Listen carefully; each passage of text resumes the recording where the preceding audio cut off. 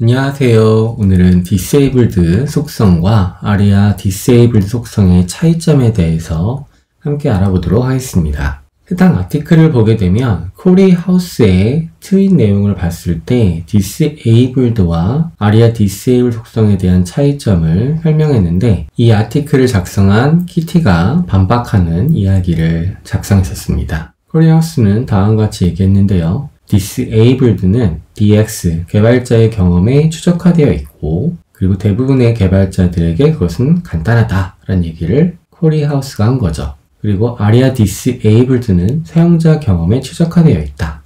그것은 접근성과 사용자의 검색 기능을 향상시킨다라는 코리하우스의 아티클을 키티는 다음과 같이 코리하우스의 글을 반박을 합니다. 얼핏 보면 코리하우스의 글이 적절한 설명으로 보이지만 실제 그 글은 접근성에 대해 더 모호하게 만든다 라고 반박을 했는데요. 반박 글로만 끝내지 않고 그녀는 자신의 블로그에 더 자세한 아티클을 정리하여 남겨놨습니다. 그 아티클 내용을 한번 같이 살펴보도록 하죠.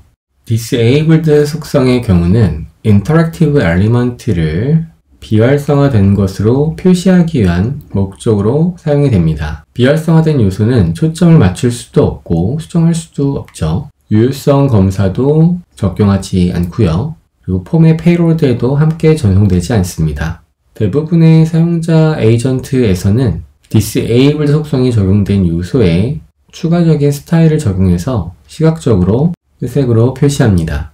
반면에 아리아 disabled속성의 경우는 비활성화된 의미를 전달하기 위한 목적으로만 사용됩니다. 그래서 disabled와 다르게 요소 자체의 조작성을 변경하지는 않고요. 모양 또한 변경하지 않습니다. 이는 해당 요소가 비활성화된 것으로 추정되는 것을 보조기술에게 알려줄 뿐인 것이죠. 아리아 disabled 속성이 있는 요소는 초점 이동이 가능하고 상호작용 가능하며 폼 컨트롤의 경우 서버에 값이 전송될 수가 있습니다. 이 점이 disabled와 아리아 disable 속성의 차이점인 것이죠. 그렇다면 언제 disabled와 아리아 disable 속성을 다르게 사용해야 될까요? 핵심은 의도가 무엇인지에 따라 달라질 수 있습니다. 폼이 많은 필드를 가지고 있고요. 그중 일부가 다른 이전 필드 값에 따라 관련이 없게 되는 경우에는 이 disabled 속성을 사용하는 것이 좋은 옵션일 수 있습니다. 이러한 필드는 사용자로 하여금 접근할 수 없게 만들 수 있고, 더 이상 사용되지 않을 경우에도 검색이 필요가 없을 수 있죠.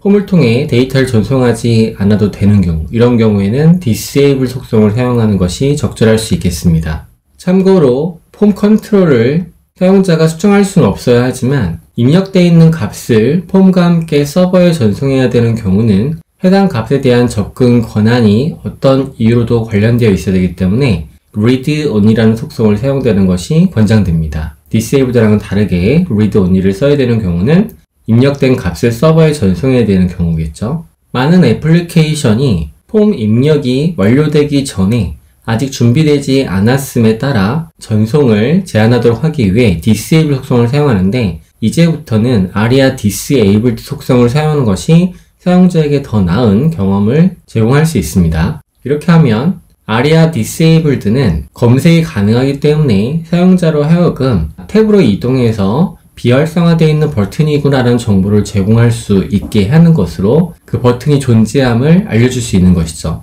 반면 disable 속성을 사용하게 되면 그 버튼 자체가 읽히지 않기 때문에 따라 사용자로 하여금 버튼을 인지할 수 없게 만드는 접근성 문제를 가지게 하는 것입니다. 비활성화되어 있는 버튼의 위험성에 대해서 몇 가지 아티클을 읽어보게 되면 왜 disable 속성을 버튼에 사용하는 것이 적절하지 않은가 학습할 수 있습니다. 햄퍼스의 글을 보게 되면 disabled button suck 이라는 짜증난다 라는 표현을 하고 있죠. 비활성화되어 있는 버튼, 그것 때문에 문제 정리되어 있는 글을, 아담의 글을 볼 수가 있을 것이고요. 그리고 비활성화 버튼을 보다 포괄적으로 more inclusive하게 만드는 방법에 대한 아티클도 참고할 수 있습니다. 비활성화되어 있는 버튼의 함정과 이를 피하는 방법에 대해서도 학습이 가능하고요. 그리고 사용자 인터페이스에서 비활성화된 버튼을 작성하는 방법에 대해서 모두 안내하고 있는데, 이들 아티클이 공통적으로 얘기하는 것은 disable 속성을 사용하지 않고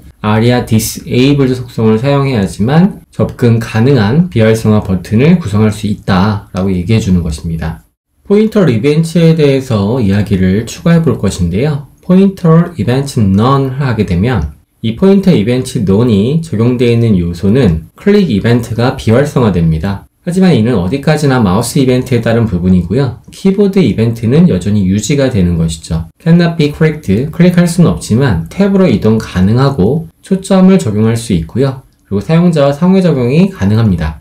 따라서 키보드 사용자에게 유용한 환경을 제공하는 것이 매우 중요할 수 있을 때에 그때 포인터 이벤트 none이라는 속성을 사용해 볼 수도 있을 것입니다. 자, 그럼 어떻게 해야 될까요? 핵심이 무엇인지를 파악하는 것이 중요하겠죠. 여기서 중요한 점은 특정 요소의 비활성화에 대해 모든 경우에 적용할 수 있는 딱 하나의 정답은 없다는 것입니다. 그렇기 때문에 disabled 속성은 완전히 괜찮을 경우, 관련성이 있을 경우에만 사용을 해야 되는 것이 적절합니다. 중요한 것은 진행을 위해 요소의 상호작용이 필요할 때나 검색 가능성이 부족해 문제가 될 때는 disable 속성을 사용하면 안 된다는 거죠. 즉 검색이 가능해야 되고 사용자랑 상호작용이 필요한 경우, 예를 들어 폼의 전송 버튼 이런 경우는 disabled가 아니라 aria disabled 속성을 사용하는 것이 사용자의 기능성을 손상시키지 않고 동일한 의미를 전달할 때 더 나은 결과를 보여주게 됩니다.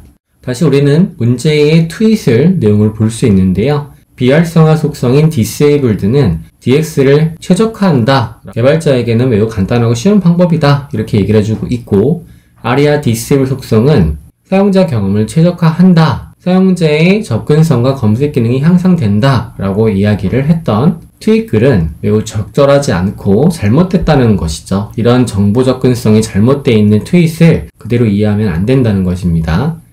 DX나 UX는 말할 것도 없고요. disable 속성이나 aria disable 속성은 최적화랑은 관련도 없습니다. 둘 다 각각의 장단점이 있는 의미 있는 속성이고 언제 그 속성을 사용해야 되는지를 아는 것이 무엇보다 중요하다는 거죠. 그것이 엔지니어의 업무의 일부입니다. 비록 그것이 항상 명확하지는 않더라도 말이죠. 그러므로 disable 속성을 사용할 때와 aria disable 속성을 사용할 때를 적절하게 구분할 수 있는 기준이 필요하다. 이렇게 이해를 하시면 되고 실제 프로젝트에 활용하실 때는 접근이 가능해야 되고 비활성화라는 의미를 제공해야 될 때 이 경우는 aria disable 속성을 사용하는 것이 적절하다. 이 점을 잘 기억해 주시면 좋을 것 같습니다.